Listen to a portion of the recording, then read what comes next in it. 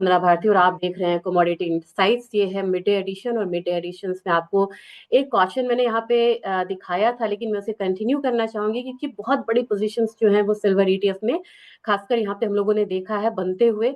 तो जो मतलब कि अपसाइड जो बायस है वो रहेगा, लेकिन अब आप देख रहे होंगे कि मार्केट जो है एक रेंज में आके हल्के से यहाँ पे प्रॉफिट बुकिंग मोड में है। एक बार फिर से बाइंग जो है वो रिटर्न आएगी, लेकिन मुझे लग रहा है कि अब जो बाइंग रिटर्न आएगी वो एक करेक्शन के बाद यहाँ पे आनी चाहिए, तो उस करेक्शन का हमें वेट करना चाहिए।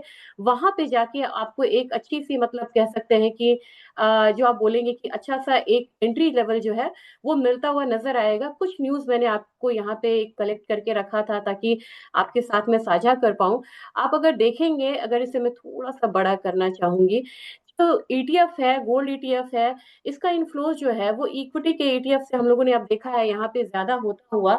यानी कि गोल्ड के प्राइसेस हैं ये रेड कैंडल में, ये गोल्ड के प्राइसेस को दिखा रहा है कि इंटरनेशनल मार्केट में कैसे मतलब ये आगे बढ़ा है प्राइसेस और रिकॉर्ड हाई पे आया है।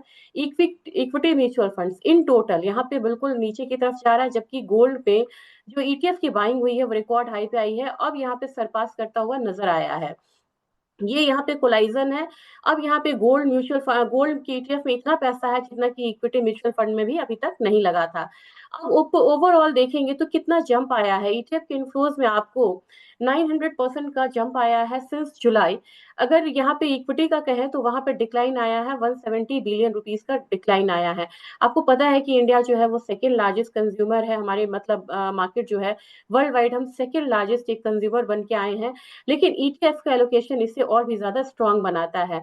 दूसरी चीज ये है कि हमारे यहाँ आप देखेंगे कि ये जो मतलब कि साइकिल्स हैं ये बढ़ते हुए नजर आ रहे हैं। इसके बाद अगर दूसरी न्यूज की तरफ आपको मैं ले चलूँ कि क्या इंपॉर्टेंट है यहाँ पे क्रिप्टोज मार्केट में, अब 1 मार्च को एक बिल आने वाला है जिसे क्रिप्टो कैपिटल बनाने की ये कोशिश कर रहे हैं ट्रम्प, लेकिन यहाँ पे क्रिप्टोज में हम लोगों ने बहुत बड़ी गिरावट को आता हुआ देखा था। ये भी वजह है कि गोल्ड सिल्वर में पैसा आया, क्योंकि पैसा एक काउंटर से दूसरे काउंटर में मूव करता है, और तमाम कोशिशों के बावजूद हम लोगों ने बिटकॉइन में या क्रिप्टोज में पैसा यहाँ आते हुए नहीं देखा है। और यही कारण है कि मैंने आपसे कहा था कि क्रिप्टोज को अवॉइड करिए, सेबी भी नहीं चाहती है कि यहाँ पे क्रिप्टोज में यहाँ निवेश करें और यंगस्टर खास करके अपना मनी लूज करें। अब बात करेंगे सिल्वर की। सिल्वर पे नहीं बात करेंगे काम ही नहीं चलेगा, क्योंकि यहाँ पे अगर मूवमेंट आप देखेंगे कल के शटडाउन के बाद, टेक्निकल ग्लिच के बाद, आप देखेंगे कि शंघाई फ्यूचर्स जो है वो $102 के करीब ट्रेड हो रहा है। 18% का प्रीमियम है, और हमारी जो मार्केट को ट्रैक करती है यानी कि कॉमिक्स, उसमें $89 का यहाँ पे एक प्राइस जो है वो आ रहा है। यानी कि 18% का गैप जो है बिल्कुल यहाँ पे मतलब कि नॉर्मल नहीं है, ये एबनॉर्मल मूव है। दूसरी बात यह है कि हम अल्टीमेटली फॉलो करेंगे फिजिकल मार्केट को, ना कि पेपर मार्केट को, क्योंकि पेपर मार्केट का जो बेस होता है वो फिजिकल मार्केट होता है। ये आज की कुछ मतलब इंपॉर्टेंट न्यूज थी। एक न्यूज और भी है जो मैं आपको दिखाना चाहूंगी, इसके बाद हम सीधा चलेंगे यहाँ पे बिना टाइम वेस्ट किए हुए लेवल्स की तरफ। तो लेवल्स पे जाने से पहले मुझे आपको मतलब दिखाना है एक चेन स्ट्रीट की न्यूज आई है। इन्होंने बहुत बड़े अमाउंट में इन्होंने एसएलवी शेयर्स को खरीदा है, और उसके ये लार्जेस्ट होल्डर हो गए हैं। यानी कि बड़े बड़े जो फंड हाउस है उनका भी नजर जो है तो ये ईटीएफ पे है। Jane Street became largest holder of iShare silver ETF. तो अब ये लोग लार्जेस्ट शेयर हो गए हैं, और इन्होंने कितना एक्वायर किया है, 20.6 मिलियन शेयर्स इन्होंने लिया है। ये चीजें आपको डराने वाली भी यहाँ पे हो सकती हैं, क्योंकि बड़ी मूवमेंट्स का आप यहाँ पे अगर मान लीजिए इन्होंने लिया और जिस दिन ये लिक्विडेट करेंगे उस दिन प्राइसेस जो है वो बड़े नंबर्स के साथ यहाँ पे मूव कर सकती है, लोअर साइड आ सकती है। अब प्राइसेस की बात करेंगे तो प्राइसेस में जो गोल्ड है अभी भी 5213 वाला लेवल यानी कि 5200 से ऊपर वाले लेवल को होल्ड किया हुआ है। माइनर यहाँ पे गिरावट है $13 का। मुझे लग रहा है कि यहाँ पे 5265 से लेके $52 तक का एक रेंज हो सकता है हमारे बाजार में। मतलब मामला जो है बिल्कुल रेंज बाउंड हो गया हुआ है। आज के दिन अगर क्लैरिटी नहीं है तो आप यहाँ पे छोड़ सकते हैं, लेकिन 1,61,600 ये एक रेंज है, इसको ब्रीच करेगा तभी हम अपसाइड मूवमेंट देखेंगे, और नीचे में 1,58,000 लग रहा है। फिलहाल बिल्कुल रेंज बाउंड मार्केट है। जबकि सिल्वर में देखा जाए तो सिल्वर में भी यहाँ पे रेंज की मार्केट है। ब्रीच करता है तो $92, नहीं तो $85 से $86 का यहाँ पे सपोर्ट होना चाहिए। हमारे मार्केट में एक यहाँ पे 50 डेज मूविंग एवरेज के साथ ऑन एंड ऑफ ट्रेड हो रहा है सिल्वर। आप देखेंगे कल थोड़ा ऊपर था, आज नीचे है। तो 2,71,000 मुझे लग रहा है कि अभी जो रेजिस्टेंस है वो बना रहेगा। अगर इस लेवल को तोड़ता है तो आपको यहाँ पे आवरली पे क्लैरिटी आएगी कि क्या मूवमेंट है।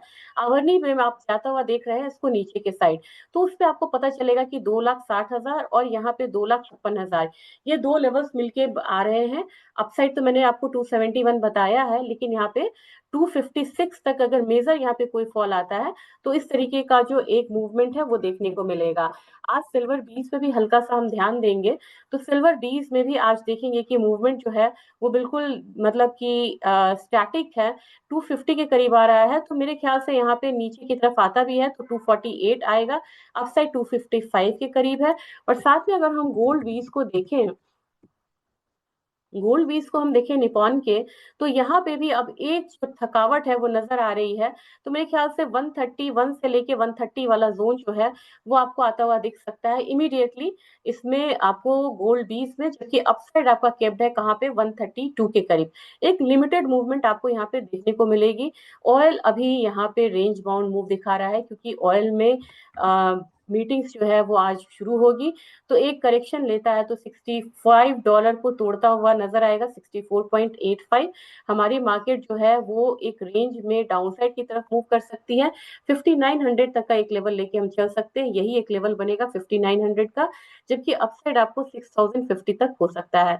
नेचुरल गैस की गिरावट यहाँ पे कंटिन्यू हो रही है, तो मुझे नेक्स्ट लेवल नेचुरल गैस में नीचे का लग रहा है, और वो मुझे लग रहा है कि 245 वाला जोन जो है वो एक यहाँ पे आता हुआ हम देख सकते हैं। ये 1 मिनट का लग गया था, मुझे 1 वीक का लगा कि आपको दिखाना है, थोड़ा सा वेट करेंगे।